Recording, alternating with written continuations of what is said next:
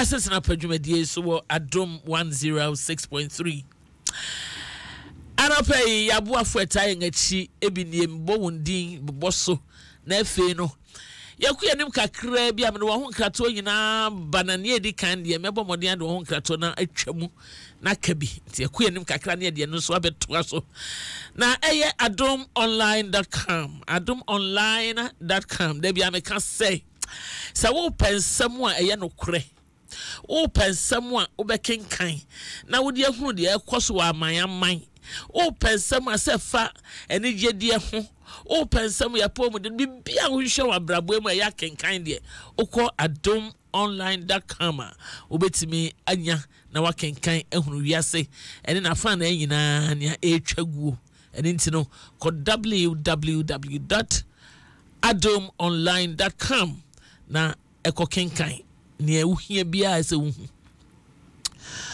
Onga food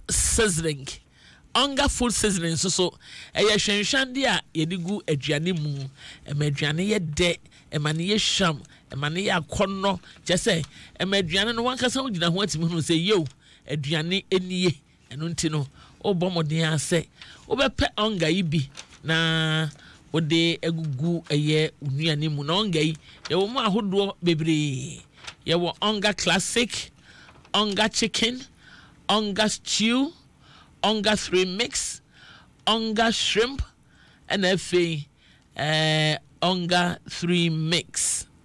Nina ye ehwehwan de gu aduane no mu ebema na ye de na de e mani ka wo ho ne se da bia me ka na mekoso anso aka eye yankasa ye ebibrei mu onyankopon sa no ehwehwan de a wo boye ebisa ginger ebisa garlic ebisa hwentia weri aba ba kurukura de sei we sa nyoma ni nyina bi ene yakeka bobom a promasidofo adanda no hwirihwiri na potokasa toso no a ena ye onga cube ana onga powder enu tira no de no aduane a unya koma yade spices ni bo ha de gu aduane mo tadi pa bo se ebedu ba no akoma ye peri sesan free ho neto onga de fa ye aduane emabusuamu ni nyina intime enjoy one mo ehu sanso ene watabia herbal capsules eno no ayemutim ni koko ayemutim koko sisi yade wo mu nyina ayebusua ayemtim koko ene sisi yade ayebusua ane eno ntino entina asema nyare miensen entete wabrabo bomodi ada ne pe tabia herbal capsules even anonom na entime mwa ma wo yem ensano fine emwa hohoro nsoro no nyina fefefe se ne wo kwagya nan bia na wo ko ba bi nya fe na wani eko eye pepen da bi enu ntine bomodi ada kodwa ma so ba bia ye tonro pharmacy shop bia na chemical shop bia obenya eye tabia herbal mixture no bi ato Anonti Fred Tabia Jumakun was 0243686861 0243686861 Naba modia to eya Tabia na FSC Ozon's gripe water about time about time abofre so na ehun hyira no efie mu ni nyina wo bia ho yira no akore ni ano no aka esema me ha ana me ha eno ntino obatan bia pa wasomdue se oba betimi ada yiye na wadidi yiye na wanyi from na wo na efie mu ni nyina mo ho atom no eye Ozon's gripe water ena obeto e de ahye wo bag mu na odi asoso akore enum kakra se na be ya frama kapu biada enkogina de yefu emu enti Ozone so de e abatan e ho ade na ye mofra so enije ade a ye de ma wo mu a e de sede e ba wono mu enimu na Zoatem anti-malaria so ewo ho Helen K Fashion so Auntie Helen good morning yo Auntie Helen ye mami menya ni denye Auntie Helen me chiawo ana e kakra me de ono so ne won krato no enyina e de bebremu na eye Pokua 101 osime mo kase ese wochina Nyankopon ye adoma oko Obi's place awodome na ice bar North Kaneshi ohima ho no mo ochina eho no de na godie na eye edidie with Pokua 101 no de ko wie na wo se o sha ase anopa no hwe na afi no ebe time bia opebia no akofie wa obra na akọ Pokua ni OPD na wono mo edi eye edidie with Pokua 101 ehu chia me enwuma ku eta na chinie Amalina Children's Haven or say your one stop shop Kiddie Mall na Nana Techi Company Limited ane almost so eta the cheaper Nana Techi Company Limited almost so the China Juma Nankasa edidie with Pokua 101 no Pokua 101 concept na Dom FM one come on ho bomu and our day ebremu or say sad attraction dey any je nko a enu ntino say opese okọ South Africa on the 23rd of September and bomodin anda na etie Pokua watchna wo ba wo de ho nsem ni nyina bebro South Africa wo de ho nsem ni nyina e de bebro nti Pokua 101 e de die with Pokua and wo say me mo ho kase watchna wo OB's place awodome NFA Ice Bar enso so a e wo North Kaneshi eye ohima oyeje e ba ho my best studio and ampaye bedwa enne ampaye bedwa hey chop money ehwan yejuma chop money also for nanda na make myself no also for why am saying Yansiri wo mo. Yansiri wo chop money ho. Na bi. Jim FM. When you am brewo. Aye, unim. Mrs. Adono, otuna se pe no say na he ene daddy obeba ene daddy ba obehu ene mesre no no say. Anyway, me fa kwenso na Mrs. Adono was of ba wanted to menche bia wo won collar. Wono ena Mrs. Adono me wakwaba. Yeah, and what to say? You are such a lovely soul. A lovely spirit. Unim sir. Oh, a very good spirit. Obia Bem no a good spirit as of me sense. And she's one of the few people who are genuine. And I know so for us and then fake people that try when she has and I'm so soft. Ebo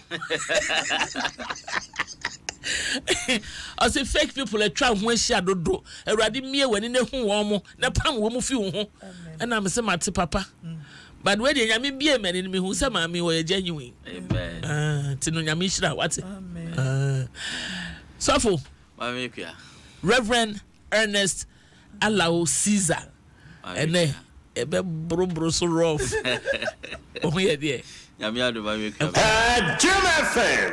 oh yeah enkola na omo ye pacho ai mate hey na watwe mu adofo na watwe mienu etwemu na watwe miense etwemu ye be hwe efie asetena sane oba na okunu esitina wo fie sane efie ne hyehye esi kofa sane e be ma efie no mo aye den aye asomdue na aye jojo na ye be hwe oba ne be ma won asade kura ne sen e wo fi hodo aye wo mu ye bobo obi so na ye kekan wie ye no na che se abeduru se asade ne ye kan dia man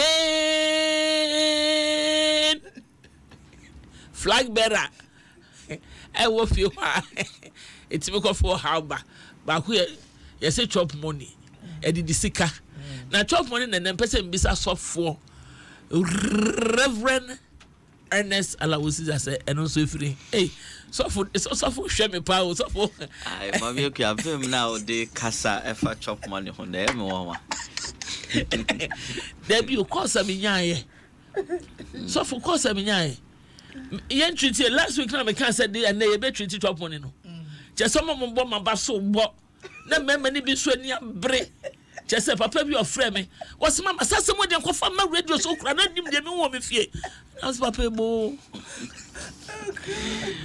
mami kwa da nyame ase se na ye ka no topics a ye treat bia na chese nyankopon ankasa na wahunu se ye tiefo ehia na ya ankasa nso no ehia because emre bia ye de beto ho no mo no aye be fa se ye dwendwendwendwen ho no nyankopon bie ye ni ama ekọ baby cry ye a ye ba be kasa no ya nwie se beka no kware se ye beka nti yɛda ɔbɔ ade ase mame akua wohwɛ chop money chop money no just say yenya car say yɛbɛyɛ a me starting home research nya otumu say definition ne word ne sɛne atie ne nyia no ɛyɛ Ghana.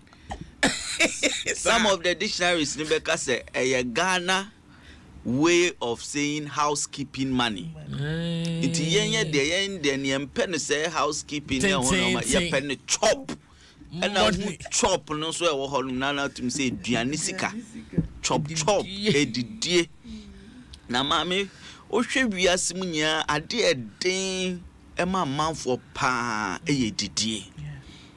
Ohwɛ nkran ha se a obi bɛka sɛ uyi ɛyi ɛdan ka na kyɛ sɛ edidie pa ne ku ni papa nti no ɛba no chop money a maame ko yɛn fendi agro na ade a akwakoba ne sɛ Nyankopɔn bɔ onipa no ɔbɔ onipa bia no ɔba ne bɛma no ɔka biribi ansa nti no ɔbɔ wiase wie na ɔhwɛ sɛ na wiase tie na asase ne da hɔ no mo na obie nu hɔ no mo ɔbɛyɛ asase ne ho adwuma ne ho ne ɔma ne ade nyinaa no ɛna ɔbɔ Adam na ɔbɔ Adam no ade ba ko ka sɛ ne ɛbɛyɛ Adam ɛbɛyɛ asase ne ho adwuma to tilt the land. Until right from the word go no Nyankopɔn nim ade prekunti a ɔbɔ Adam say Adam ɛbɛyɛ asase no ho adwuma na asase no bɛyɛ ho adwuma nso a na ɛdeɛn a na ɛduane because all the plants ne adeɛ ɛba asase ne so a oba bɛyɛ ho adwuma a ɛbɛma wo aduane na ohwɛ ɛhɔnom no nso ɛfiri hɔnom no ɛkɔna tama onipa hwe ase a Nyankopɔn pam wo mo efi edin tromu a ɔde curse to wo mo so no esan sɛ bema no ɛde ne sɛ ɔbɛtilt land ne nti no ɔde n'edwuma ne ho ɛna ɛde ma no ɛna ɔde domain no ɔbɛbrɛ ɛwɔ wodwuma whilst you are tilting the land just say utumu so opa just say the plants no ebeya so odene ama nipa enye bete inti no onipa bema na ankasa no Onyankopɔn ebo bema se na bema betumi a tilted the land eye dwuma na honom no so na eduane no ebefi beba Ucho oba ne de no so a na ye help so oba be boa obema no na eye fie ni oma ne eye awo nti no a man produces directly on the field and produces directly on the bed I say no nti no every honum no ene ba oba esan so oba ye productive naturally nti no e call ni childbearing ho ye free honum a eno an ye kutekute mu saa nti no hwa oba ma wale a fitititi ni nya no no wefuo ena odo na efuo ena oba na ebua no wefuo ni mu nti ne onya wo efuo ni mu no eno no na wodie ye dede ne saa ye di efuo maduane na ba ma esim na wakọ pay na wakọ kokun ayi abo bi aba na otwe nti obema na ontumi nye efuo na ontumi fa nam emba no na wonye bema ontumi nyi chop money eno ne wo chop money kofa bai no nti tama ye wiase ye wiase no ana ye ngana ha ye wiase no esesa no a bema dodo na no enye efuo mu bema enye hunter bema en produce enam ne ahonioma ne ade ode beba fie ama ya bebe die no nti na che se bema etumi gya bibi to hono mo a se eduane no ebetumi aba nti no so for them so we too much o mame 5 for them 5 was 1 to nti eno no ena just say a very replace yen farm near Honyoma because Bema started a year Jumabia and ye Diana no de Baba and so sika Eba and Eba. Internet say Diana a opportunity cost. Went to Manco Farm and for way and bar a Diana your tongue. Into be jabribi at home. The Bakwato Adriano Abba. Inti enono ene beye norm a ewo hono mu a esanse industrialization elko na education ba na teaching ba na mbema no na erera industries ni mu na ekyerɛkyerɛ ade na edisika na ba no na afi de yemba no directly no yentumi mba ayi school dem ho meboa ma on kyerɛ ade na so se sika na anya o school dem ho no de ekyese be fie ni etumi di bi ye den eto eduane edie intino embema ejuma in industrialization no epeja entem ansana emba injuma in industrialization another modern world no start intino you take that responsibility of leaving money ewo fie oba no edie no not still na the traditional role no na oba no wo fie ehwe nkola na ansana emba industrialization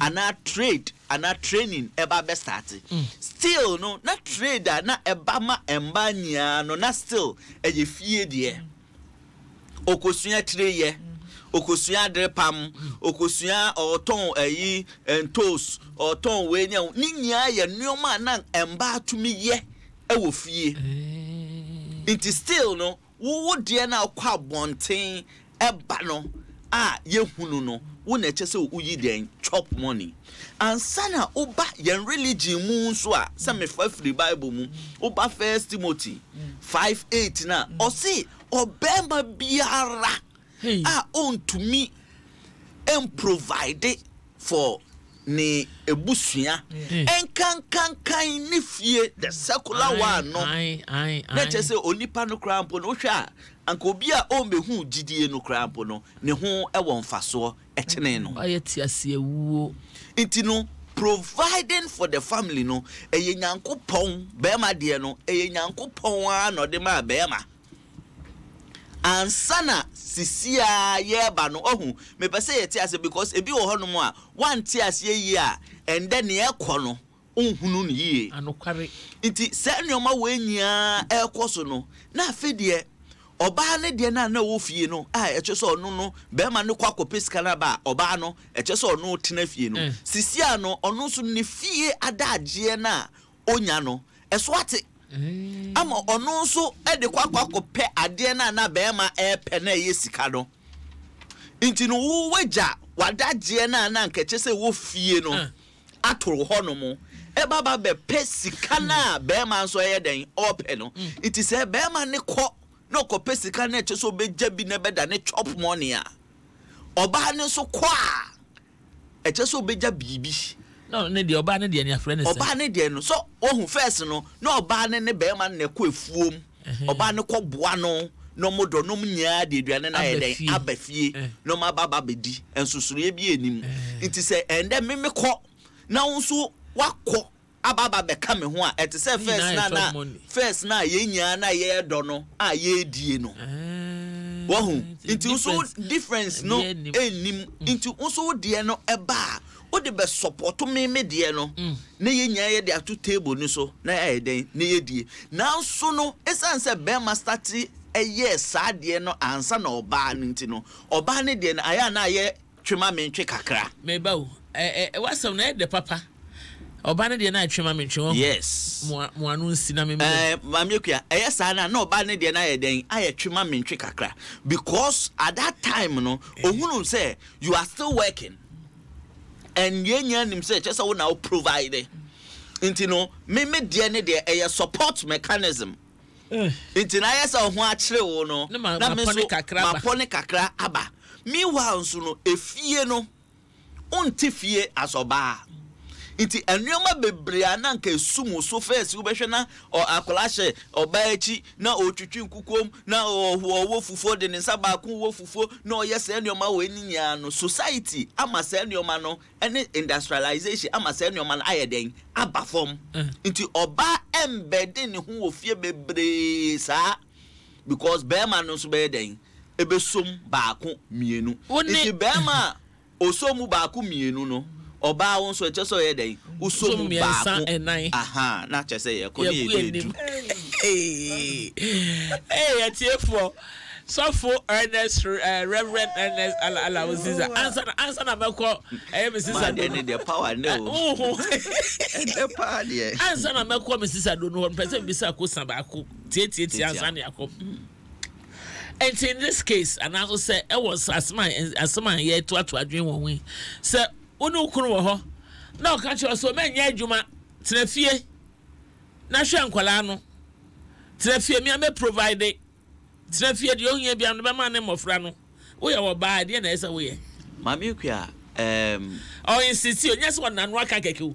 I want Nakran, she bet me there what the Jaya Bass or no, who couldn't pay move very mawatisika. Abaya one dia wale wo esi trafie nation kura na asement na me yeduma ya sa asem we baby bebre like bebre aba yenim na ohwa ebi wo honma na ye very genuine call be ma no ewo sika pa a che say ono atwa obi more than 6,000 10,000 a month a onipa ne ye adwuma ma no obetumi ama ne yere no a lot of money as ne allowance into no ohwe se opese ensa kwa ne mba ho eno de ye chop money eno ya allowance o de ma eno no de ma oh mami akwa e be bro no de ma wanya no bi na de be no David mami akwa allowance ne wo chop money eno ne de odie ni na ohia fato no nkendia ne ho oh ena ye wo embema ni bi nso a mamieku out of jealousy Jim FM sika no eye pa sika just yes eye pa die sika ne nkohu oye adwuma no kra na che so oba ne tumi twitwa ne ho ansa na ye twa fees ne ho nyoma na nso no esan se obema bia wo shoe size no ohun me teaching be our to say shoe size unse okwakoto shoe a mamieku ya odo na she shoe bi mu a ebetuma mia ho ebi so wono ma ebetuma ha ahena ho ena ebi wo hono so sha na ne onan aye dey pepepe emema no kwakoware ya ebi wo hono ma mo nto shoe ani omnan ye pepepe omoto size boom size boom na ne awuro no ana say ni emia no pa na ne corner ba inti no say okoto ni emia no ne sa na otumi hunu se oba we no enye ni sika nso oba ne so ohun no sho oba ni features ne ho ne ma na oba ne so ade na oton a otumi hunu se ade ton we oton de masa ne yere ni be fi oba ko ton ade a obeba no na we nya mpra no be sedu it out of jealousy no Pakwesi me producer our corn osene de ne de ase etie for ebia Jim FM ebia no bi nim corner ye wo sade na wo shempaboa shuwa na ebia wo na ketwa pa no na abeye ne suru horo na etumi ya wo ya anya wo complaster o de tare so a ebeyi no mamieku ebema ne bi die no nti no utumi se out of jealousy ene ehunu yoma ne ade no utumi se oba ne ye adwuma ene ehunu yoma akebeboa nanso no ohwe ne yire ne ehunu yoma ne ode 1+1 ne 2+2 kemu ene ye ho nkyire ye mom na menya me yire nti no eba ne sa na oba ne neche so utumi assure bema no o assure no ni self esteem ma ewiase no say onye confident ma ewiase ni yenya ni ebenya self esteem ni yenya confidence say there be as say hu kunu na wona ne I only because ma utumi hunu pa obi so wa obi pa so abro mamieku abro eno so ka ena obi wo ho no nim say so oba no unye sika ohwe wa no be yeden uwo sika kakra wo ho ade we ya ototoma no ne ho ne oma no ntino opeso obubu wa pre se na be ya obey overly dependent on him into pepe wa no wan so pepe wo eno ne be ma wo submission no aba Mrs. I don't know. I saw baby I can grow baby I can grow and a topic chop money and the DSC car. So for you too much. Me checking rough. Son, I'm checking on some mama. The can my dear now can find them to say the Yama background flesh.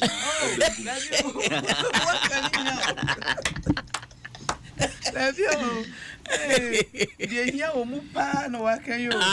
Say the ya boafo yi. Amen. Amen. The radius da kan nyina. I think say be ma bia wo fie by this time bia so onim the responsibility a. Well who? But ye can say no. Adia pa ko am nim ne say oba bia wo pese wo kunu nyini che. Anokware oba bia wo pese woni wo kunu mu akokora. Wo kunu mu akokora na wonso wo mu abrewa na monanti together. Na se mun kwan ebekwa akiri na mwatimi anyina du akiri a foundation ni gina sa ne ma we nyina so ade ba ko a emma esese ye hunu ne se ye kase chop money that you see quotation bebre na ebeko mu kakra or say first of all on mention first Timothy 5:8 no ka say obema bia won hwe ni fie ananse won pe bibi mfa support ni fie what say obi a wonnim Kristo na ade ba ko amenso meka ne say oba bia nso a wo so wote ho na we expect say wukunu bebe fie na won kan na yen to so entina TV anim entwen graphic enhwe na won kwa won twa wo ho wo kitchen ensan wiare nkwala na at the end of the day ubon se bibia abobo wo so no then you should also learn say wo so beboa wo kunu de nti aye kan sa ne say one Bible aye kan it was written in a particular world there is an interpretation when it comes to asemna aye kan wo Bible no ma ye fa ne trasa ye ka so oba wo ye boafo a untimi mwa obi abra wunnim nyansa wo ade a wo boa ne ho so the world helper there as a woman no Bible say onyankopon yusu sa word ne de ema etoto onyamisu because in the Bible you realize the word helper no from the Hebrew meaning no onyankopon kwa no ye boafo it is oba onyame kasa wo ye helper it is a big deal. It comes with a huge responsibility. Oba bia wo fie by this time aye ka say ade se wo ni say ye ka say wo ye boafo aye nka say betena fie na bedidi na bi na mum wo ye necessary boafo ye ka say necessary a kire say de oye no wo ho adwene wo ho nyansa and in your capacity as a woman who is a helper no nyame ama wadom bia wo betimi di aye den a support adena very maybe wo ho a onfa sa respect ne man yere say o ye ne seso boafo wo chop on ya wo nyi o wono so ananu ye nkan to mu one wo nyi chop money 2 wo di atem 3 wo bu yire bofia 4 wo so yire kura de adwen kura de ebi ni tirimu enti na wo na akwa ware no na na chese oni sa nimudie no a or the bay of sex of Wafua. Okofano betena fi ho sa yede. Good. Now no ye kasa in our foundation yesterday adio ye kasa a man in particular. And sana won accept enji be ma bintum se wo kunu no no. Se wo hu se eyade a wo kom for life. Won kwa wani mo nyam wo dignity wo bibia na wo de yeden wo de. Bisa se sa be ma no. Is he a man sa niema we ya wo require say ye be respect you. Ye be treat you so ba ye be do. Sa be ma na wo gi atum se on me ware wo no obeye sa niema we nyina ma. Da ka se wo ko ware a. Eti awade eti se shoe. Enti se de wo be susu no sa na wo de nam. Se wo susu no se woro wa na mana onanti asesa. E be chiwa, e be chiw. Eno so no mu na. Eno obeye pa, eno obeye pe. Enti wo ankasa ansa na wo kwa ware no hwe sa niema we nyina ansa na wa ye de wa kwa ware. One se wa kwa wuram. One hwe wa kwa wuram na se woro wa. Ye be sere wo se pe toilet ro bi fa wuram da nim. ɛno ne ebuo ne ntiaseɛ ne nyamesuro mpaebɔ ne nneɛma a wobɛyɛ a ɛbɛba bɛhyɛ saa shoe n'anim na ama wo nan ɛne nakɔ one sɛ wo so wanhwɛ na wahwɛ na ɛkyew so wode wo nan afɔ so ayɛ den awuram akua bɛma weadie waware agya yi wɔnyɛ nipa papa abrantie wɔbɔ mmaa abrantie me deɛ ɔno a na medɔ no me ware na mɛsesa no wonware no wahunu na mmom wo se wo ware na wobɛyɛ den wobɛsesa no wontimi nsesa no dabi wonhunu wadagya so asɛ bio n'ani gye ho ɔpre aba no sɛ wansesa a ɛnyɛ wakɔtena mu na ɔbɛsesa empaboa no ewuro wo a wama ɛyɛ remedy bi wɔ ha petition bi ne fa pompe hyehyɛ mu ɛma mpaboa no ne wonyɛ pɛ na mpacho ne ɛkyew no so bɛyɛ nan ne ɛkyew no sɛ wakɔtena mu ɛnti de aka wo so na ɛrew sa na ɛrew ɛnu nti na ma no we have to take marriages as a serious business enkwaware because wadanfo bi aware enkwaware because bi abisa na ada na dada won ware ye na wo kwaware. It is not a joke. Marriage is not a joke. Marriage is for the matured. It's not for agro. And yes, when you 40 years now, one worry in tears as I worry. Obi or when you're 40 years now, so Yansa when you treat 16 years. And ye go it one. And it's all bar. I worry ye go it. Or bar your castle or Bema ye can there cannot. In fact, he boldly accepted, say, a ye mema said dear. Say you provide sanya ente na mema na omo asede omo ntimi enhu say ye wo mo asede no je say asede omo nim nyame Bible say ye mfa ne ntoto obi a onim nyankopon ho say wo ba Islam mu a nkramusum mu a Quran onsha obema bia say on force ne yere say onye den onye adwuma in the Quran it is never like that. You can't force your wife to work. The woman has the obligation as a woman to choose either so obey and now on the but in their contest crano they decide they say oh man yere nyeden enye djuma da ka say be ma bi wo ho no ma ya na opekura twen person hye wo so bu apre o be ma bi so ho a on pese se bi o ne yere kura obi nsa be den e be chia ana obi be kan ne nsa ana obi be sere ahwe ne ene sa no wo sa be ma no ma wani nya den ma wokuku nya duru na ya wadwene se adwuma no se ba ko na mienu kura me ye den meye na akuya nso aye den etena fie ete se ball bo striker adwuma nko na defender adwuma nko so who being the man you are the striker to strike go and look for money and bring home who oba no so we defender wuti fie no di o de be ba no so na bunu because enya mema nyina na strike kokope bibi be fie obi ho strike na na mo bi wadaje a onya daje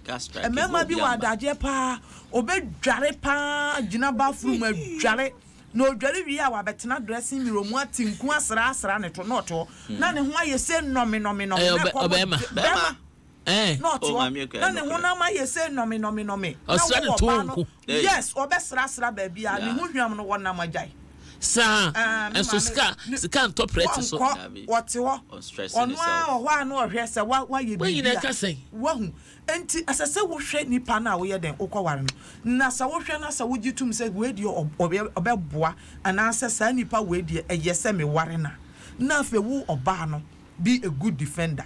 A man be wo ho asabiaku sabiamu be ma be strike ya di sika no kra ba fia na wasai no wa hwete no pacho mi bisa question bi na to aso mema ye ka mema mo sras o to ho tsra mo to ase etina dressing mirror anim yes an yoma we nyina yes e bi kura shape o mo ni achi ni ade ne ye ntimi nka so mo bi shape na ni achi na mbisa se mema yes mema no mo pe manicure pedicure no o mo ye mema mo ye bowire bupam just about ne boy rebu kro obesa pama hye so ne nsachi eye dene ankasa just said you obenya bia na do koye man manicure pedicure eye no kre enye no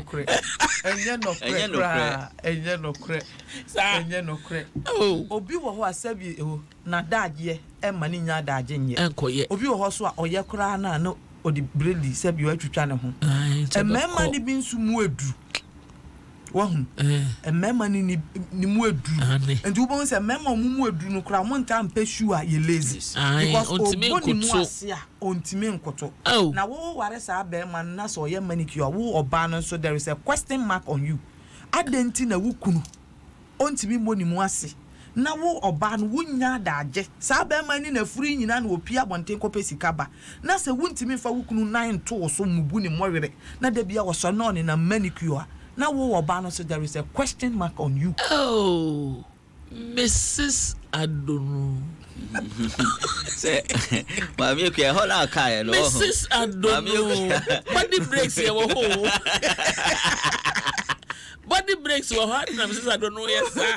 Mami, okay, say, why you're not a professional? No, banning trees can into na bearman. Oh, Mami, okay, idea or question I'll be saying. And then, and Brantony Bebre are in the business of looking good. Of course. Now, the business of looking good, you know, and yes, sir, we who say looking good pays in terms of business, in terms of everything. But we who say, and then, no, looking good need to miss such up money. Mami, okay, yes, and mana bano, only one more trimpana, emphitiasiana. They pay for the looking good. You know, and branch any bebre juma bodybuilding.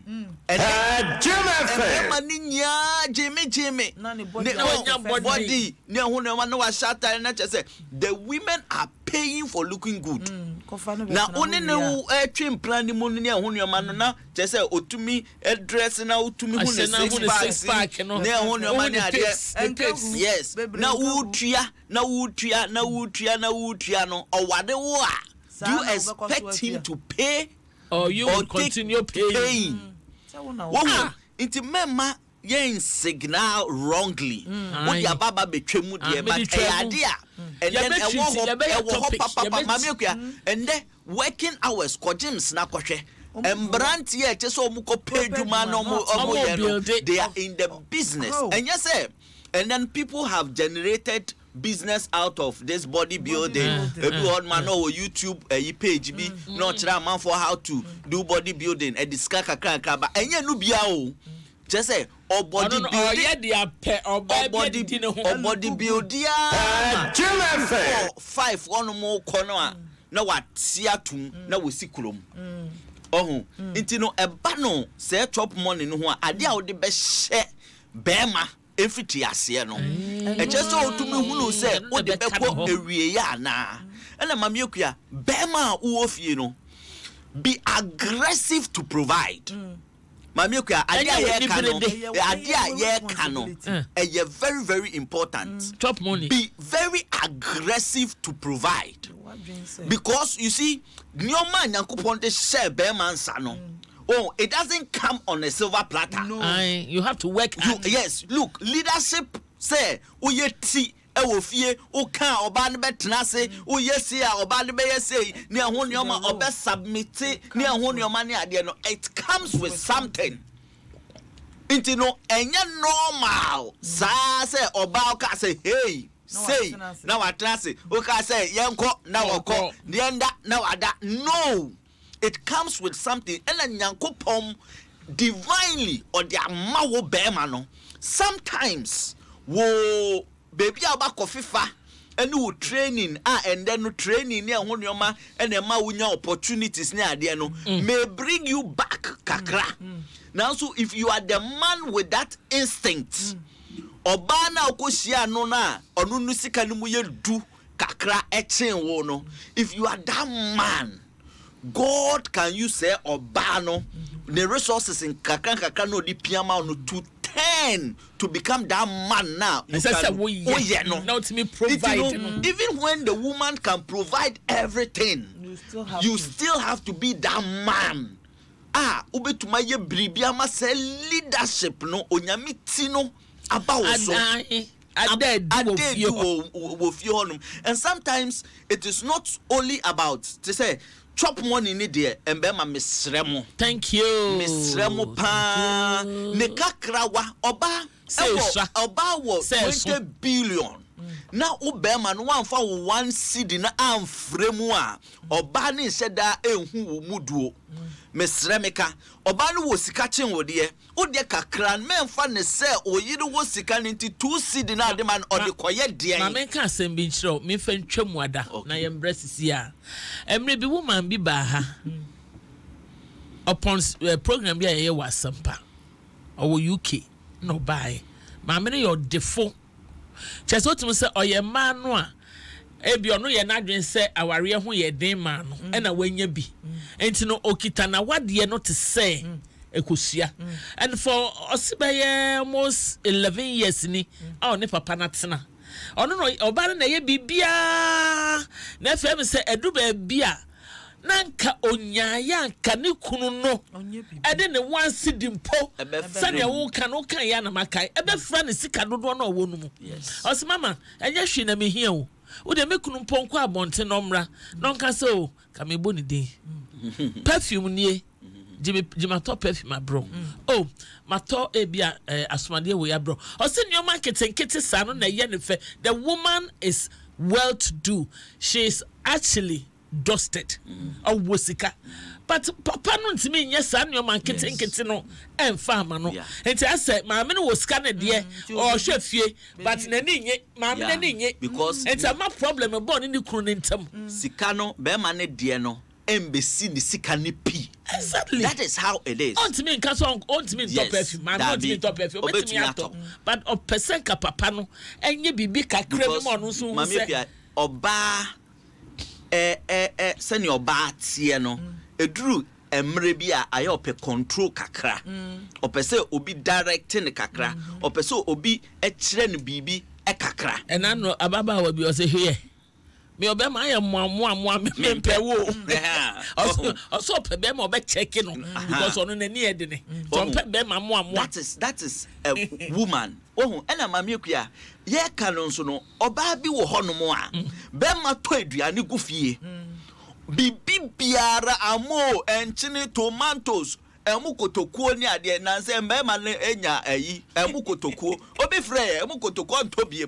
because oto emu kotokuo si honum no de chop money ni si honum ma de bia o se nkola ni so mbedi mu de bia nkola de bedi mu because emu kotokuo si onti no emu na obakoto no e save no nti onu amu na chese ni chobo no kese nti de bia na emu na nkola ni so mbedi mu because enim se nkola ye den epemu oh inti mema yenye as a man no maybe mbema na yi chop money no mema yenye ma mbema no so eni ye den ente because bema ni hunu so oyi chop money eto wonum nanso aduane na obeba ba to no aye one way anasa uye aduane ade bia wo benya ho emfaso na aka akobema na adwene mu inti no ehonum ano ubohu say endo discato honum a ochiro ye den onfanto because na adwene mu no onim say we save sikebi ato honum na ejese ye hunu say ense nyina so enye pe inti in a family no your families abema na yi chop money ede to ho and your family setup bi nso a omumienu na kan muti abomu say yenya ye adwuma yenya de bibi kakra eba inti no minim ne aoje de umsu nim na meje de but ye family budget no ye hunu say ye hia 2000 cedi to keep the family going uyo ba no for 700 bra na me be ma me 4000 bra eno no de ye de ato on ma ye de hwe efie ye me ma ne 4008 na ma 200 why na say wo e ma ni sika na ya na emu odu wo eno no eno mu di keepi efie bi nso wo hono mu a enye chop money no sika no cash no eno mo ka be ma no pie kwa oba no atobi bi di ayeden no di abefie oba ne nso kwa bibi ayeden abefie eye mumienu no how my arrangement to keep the home going because this year no and yet just the chop money no enko enehia ofie utility bills ni sisi akra no electricity ana first no use na bosumi wa kwakotua no sisi ana ye prepaid cash and carry nti eno no so de no den wo ho wan na tua prepaid wan na tua nsuo enen kola ni school fees ebo odene wan na etua nti be ma ni yi chop money na white say tria say nyoma we nyina aka ho ana ebe asosiye beba inti no oba no ene bema no efie bia wo mu dynamics inti no obehwe dynamics no menhwe ya mansa kunu na oye ana ya mansa yere na oye na waka say ukunu enye ni sei ana say mema ne ye den enye ni sei sofo meba Mrs. Adonu ho na me twa me ho na me mbra me ba Mrs. Adonu me pese ye nhwe eye ema your contribution ankasa in terms of say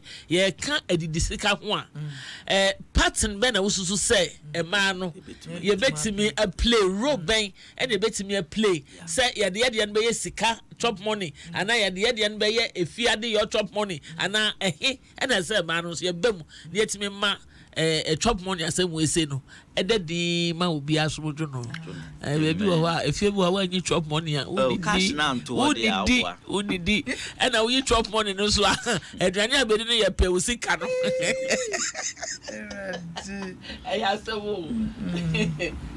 darling yes na den wo population moto mo kwa hefa me koda kunwan mo hall ho na boni ban ma ye wa free mpa so koda hall me koda hall say wo ka so koto Oson's Gripe mixer e dia bra bofre ma bofre e dia su akoto we abofre be su akeka yasum e tu ba bi kra e kra afi no be cross e pia de kra me koto fam wani mira ene de odika ene de wudi bem e che se minister abofra ne yam ye ne ya oji frama osu opre na sa woman no Oson's Gripe mixer no a na adwene from ebema na dama wo fo no so kra nya kwa da na che se ne me nya kwan me kokro ma mantem da ben ya to do free Oson's chemist ya e di hwamoda e bin si da na dent na wodi Oson's Gripe mixer abra bofre se bofre hu beto wo mo na wo nya ntem kopi wo kwaje se me ambe kopi bi kra e to bra bofre na smasa Oson's Gripe mixture e wo chemical ni pharmacy shop BM atufonko Oson's chemist o kan hia kra edru ba bia na hu ahyi oh darling oh jaza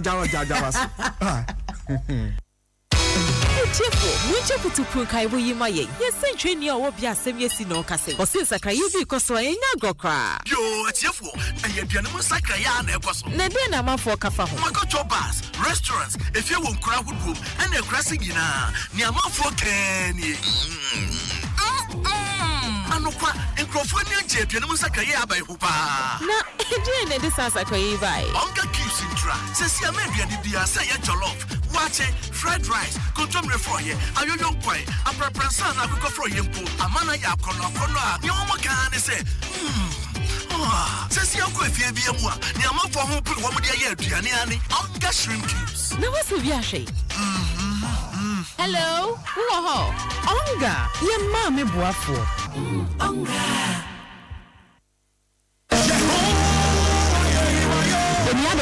So we didn't say yes, assembly any now for Muchia. Now for Muchia Ben, now Tisha Ase, NDTA, Elkana Prayer Ministries International, now Prophet NS Adati, any now Panfo, and for any Fasama, Efa Afori Muchia, and from Bessiesi, Ushebre, Kosia Day, any Kosia de Bia, Ewa Adom 106.3 FM, Biba Kukosi Binian Ahiminachi, Elkana Prayer Ministries, Asia, Bnade Bia, a counseling and deliverance, and a panel with Kosi area, Dom Ebien.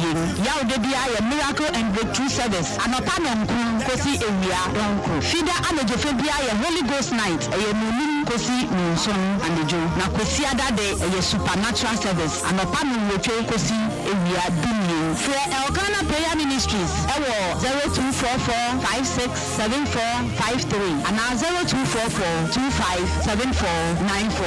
Elkana, arise and shine. Elkana, the Lord has established. Elkana, every day is a plus.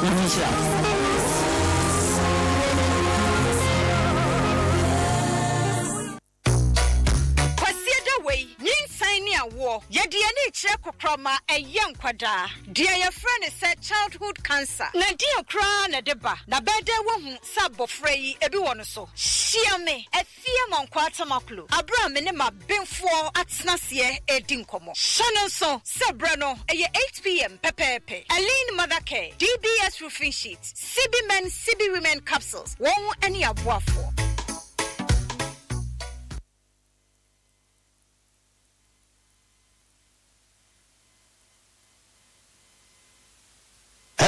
Jim FM. Etiefo yama adofo nyina akwaba ediba asesina padwumadie so Adom 106.3 yawo Facebook live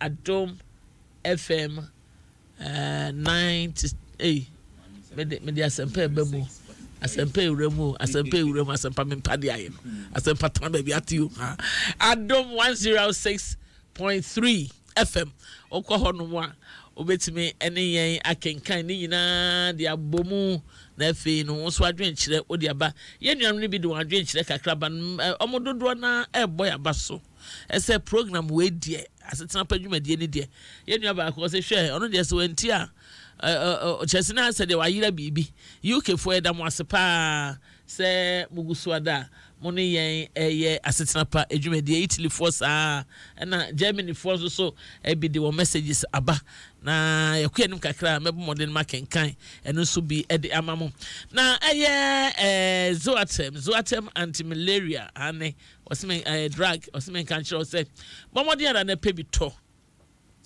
bomodin ada pebi to pa say yehuraye pa na ti woni padua ne mu afa wo modie ne nyina wura wo a ose pezoatem na enonom na ononom a ebebo modin adware yehuraye entontom ne kosua ya to agu modie ne mu nyina da wo be yiye betu ase e de afiri ho ama na eyezo atami a meka ho asemi empanifo de ye wo mu ahodo mienu ye wozo atem fort na afi ye wozo atem DS ni nyina no onom a ebebo apa sanfro ni padua ne mu eye malaria fever no e de afiri na fever bia no e be yi afiri ho saso na mofra de no wo eye orange suspension no eye kutuo ahusuo nenka hwehwehwam no e na eye mofra de no onya bia na de ama enkora esusu no ma no afiri mfie mienu e de kɔ no betimi ama bofra no ebi na Zoatem anti-malaria drug eye Tab Apple Healthcare Limited and I won at the bar a year drama so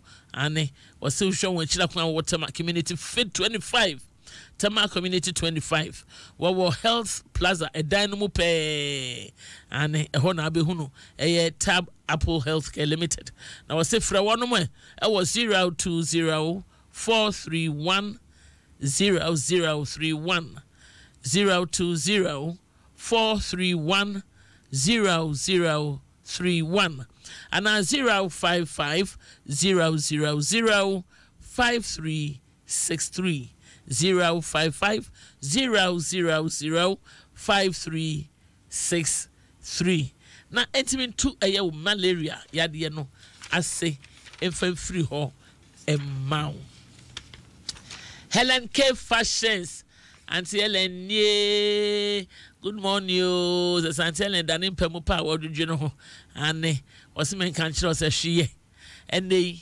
ye papa sofo ns kan ye no sane ye maame Mrs. Adonu so aka no ene obi ho siesie no ho for a purpose se wo pe obi wo ba bi je se ama oba na so gu na no ama ono ehunu se yes o ye bema wo gina ne na so until en so yes a enye onye bema pa na emom no bo modern say oba wa adwene say oh me baby na wo ana madamfo bi na ye wedding ana me baby me akasa me birthday party bi na edu ana madamfo bi na wa graduate ne be graduate ntimi koja no na no de na che say wa sheda fa wo ho ankasa enti wo se me kan che say ya ifro say ye birthday parties engagement yo ye Christian yo bebia wo siesie ho party atomo na wa kore de bra Helen K Fashions o say wo pede o de be nante around say no pay ya ba adwuma ya na won nam areas no mu a won hyeda enko ba bia sa no say bre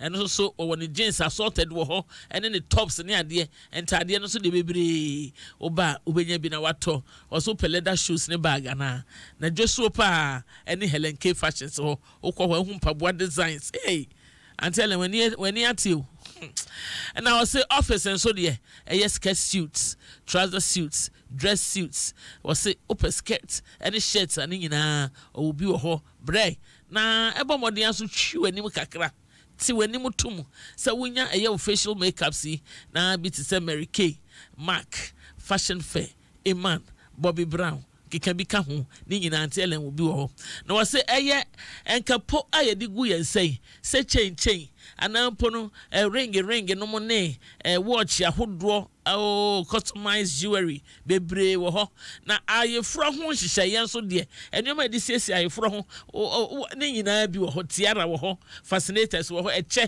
ahodo asofo maamefo no mo nyina mo mra bi na wo say ehwehwam de ne de ene no de odi fa ho se twema no bi ehwew no adane eyi e ka ne sen the sent man and the sent woman utwam a hwehwehwam no bi ehwanani na odi aba be hwew eno nti no bomode ada ne perfume ehwam pa na fa siesie ho ebi ti se Marc Jacobs Versace Chiffon G Armani Code na maybe if I could be favorite one but could be my friend Semponi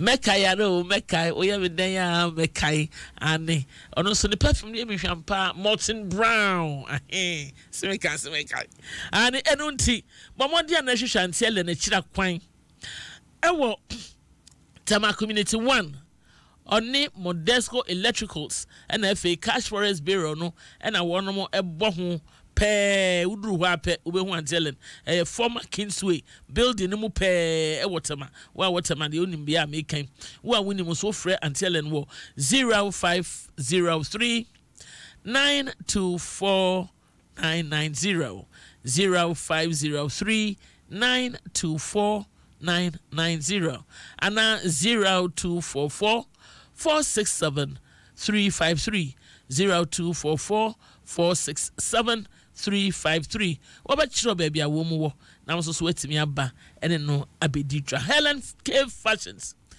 K Fashions was a home of trendy and fashionable clothes tibomodi anda na ene no eni nkita ho mama hello my best studio you Emani ekwan ben so ne befa e catch up money they say no e papa chire mu am ehunu se enam adwumade enkan bi enka ye ya ne yire ne maka bom ye do ye ba de aduane abefia bedi ne de keka ho no ena evolve na bedu baby asese adui enti se ne asomdwe bebefi ema no yenso ye party e be play anything ye de ne ye sika set up money ana ye de ne ye se ye boa wo kwan bi so ana ye de ne say yenye den that's it the word boafo eno ana me de me use you can say we are boafo as oba you are a boafo in all context you are we are boafo we ye wukunu seso boafo in all context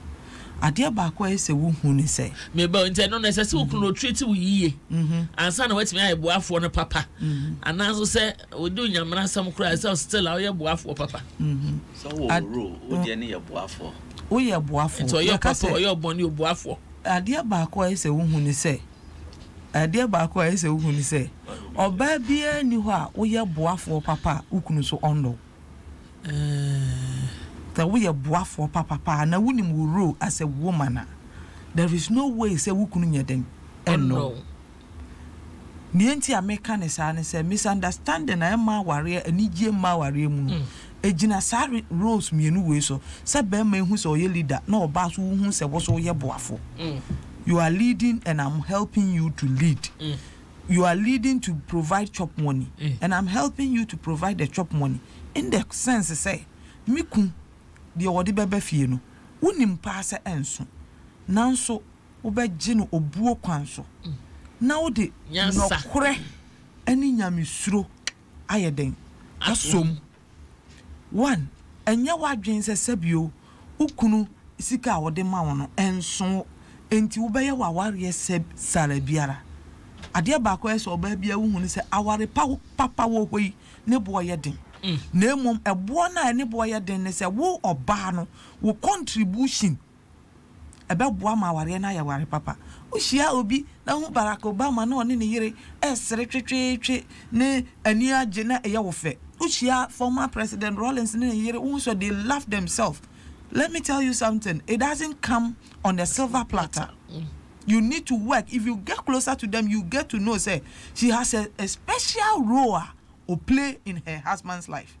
For you to be accepted as a good woman and loved and honored by your husband, you need to go extra mile. You don't think like any other woman. Be like Ruth. Bible says a virtuous woman is a woman who goes extra mile.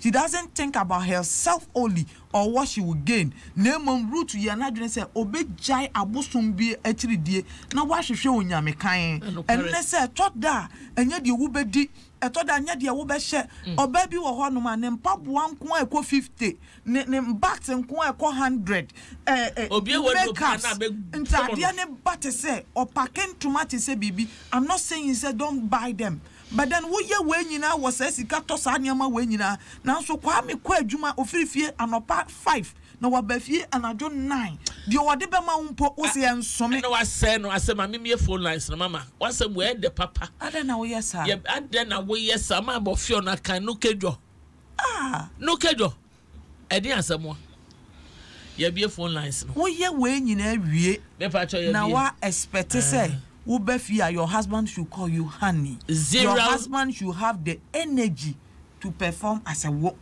man to husband.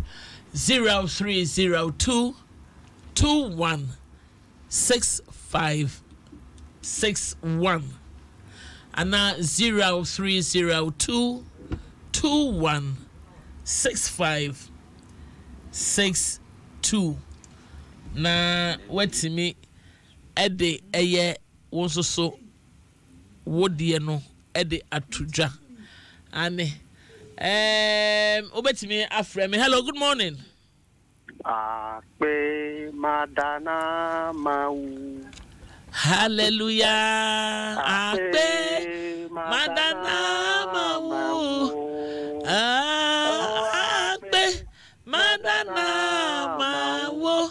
Madana mau. Madana mau efo. Efo. Ma phone. What did they tell my 2 win? Debbie. Man, Ghana. Yet that must see papa, and then you said, me, who fast that topic you better.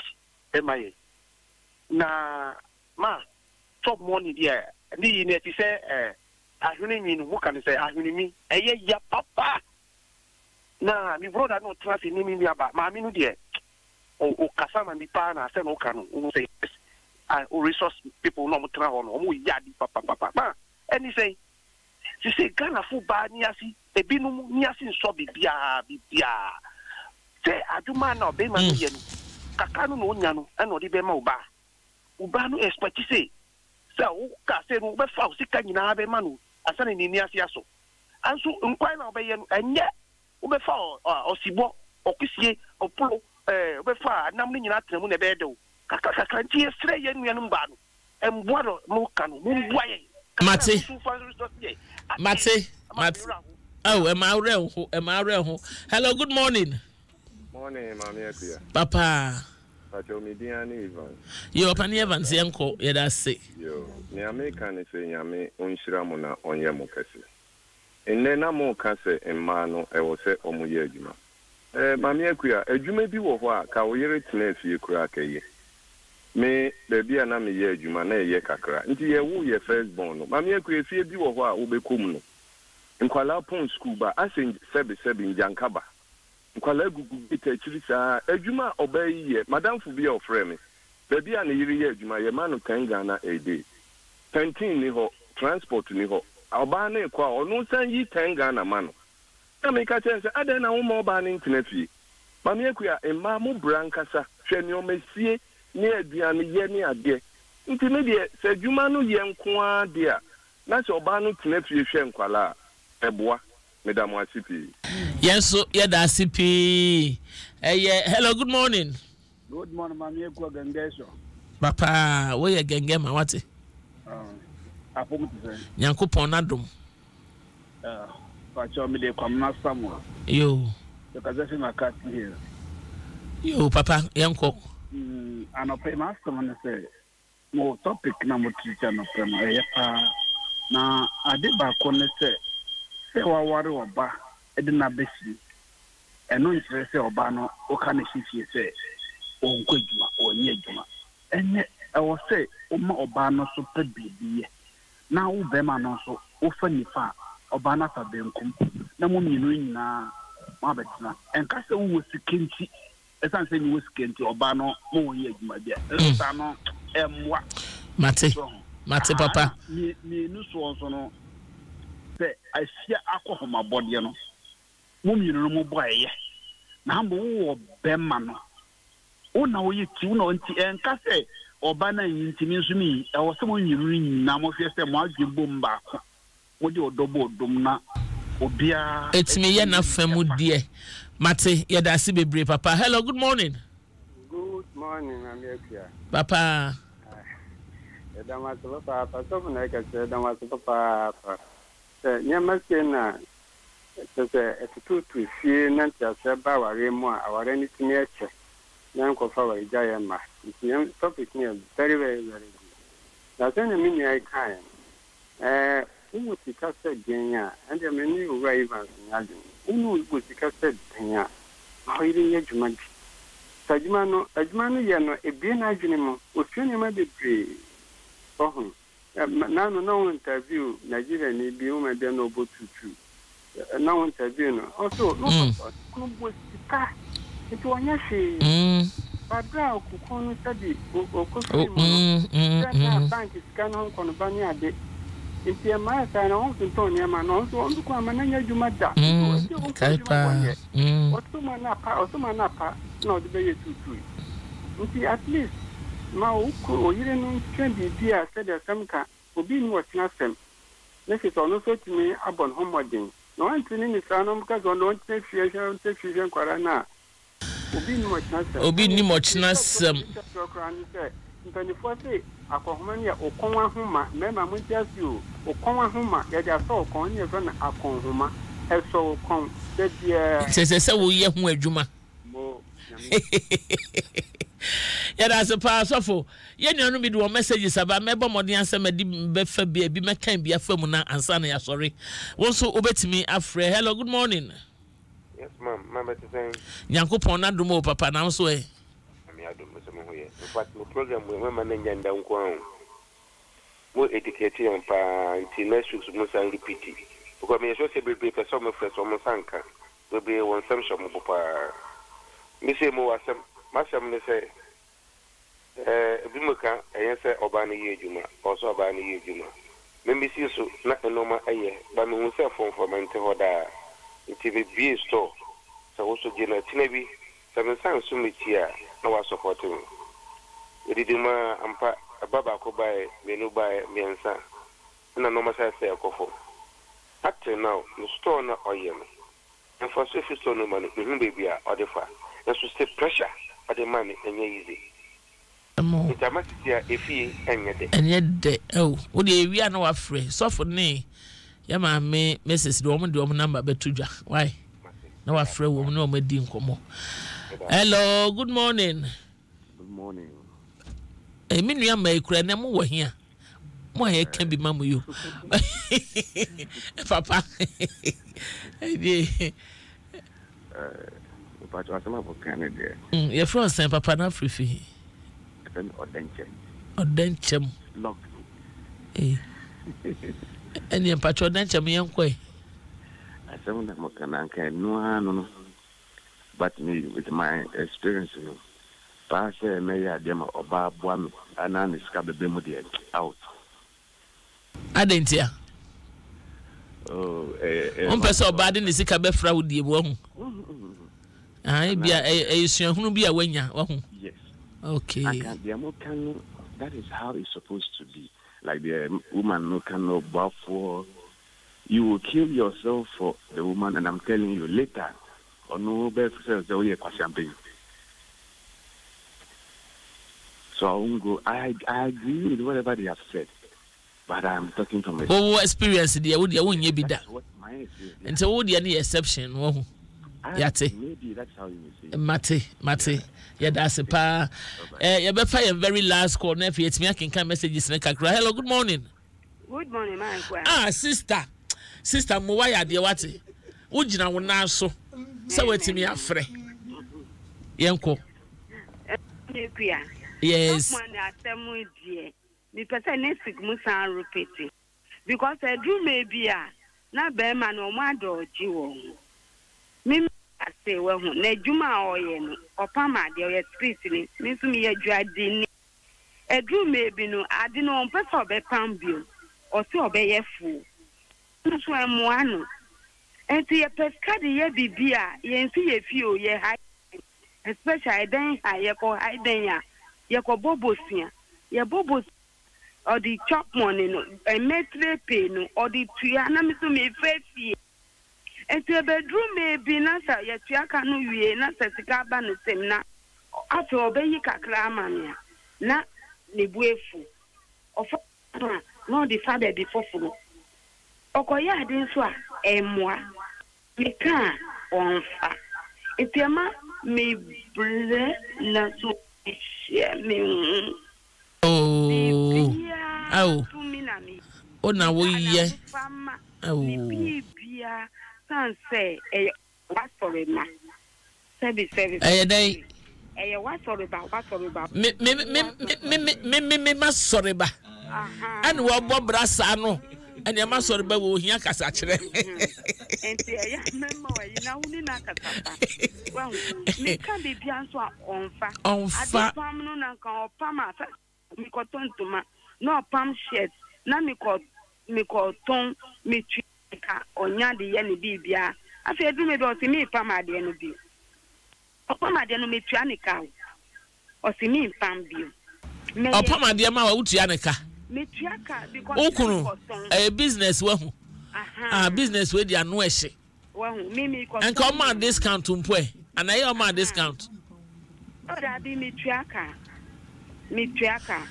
because you know me ko wa hu me pam ade no me ko ton enti me okay o the business okay ka se na so no so benya ne sika bia bibia o de beye ka kra satana ya sitan mu ye afi bedu me do se mi nye bio anti wonim wasam no de ehia me pa ye wie pe frɛ mama ene eye sofo na wo no mo mfa number ne ntodwa mawo na meso me de media be todwa no pa we sei say ma sori ba no yi aso ne sa no me pesa de no enti me ne be kasa anyway ya hwe messages ni be sofo me hwe phone so we no asa wa chiri ma me kakra messages dey bebrebe o eradimo fanchen Cecilia Nketi also dey as pa Harriet Pinamang or say I like the word and be aggressive to provide exactly and Ajua Esubonting or say what a program. Kobe Brown or say your program is very educative and fantastic. Adam my year then more ye jet and Eric Tete say good morning my maker because of work schedule I have been missing this educative program. God bless you all. Dorcas Oredu, this is a wonderful I said this is wonderful. I'm a woman of God. You are doing that which is saving marriages. Yeah, baby, I was listening to you live from UK. As I can't miss this program, not for anything. And Nana Ajepong, or say number no, yeah, two job akubio. Nana Asante, or say I love the program so much. Mamiya, God bless you all. Also, watching live from Paris and NFA and Nanajiman Bio or Sanka number some and near the chum. Say, can you please put the number here? I so for the Atoha amount. Vero from Pong also watching you live. Hamburg, you are doing a great job. People of God, many are dying gradually in their marriages. Oh, God richly bless you again, Mamiya. My name is Pamfo.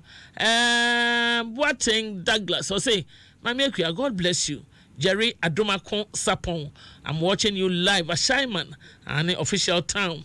And on one and Japan, we say this.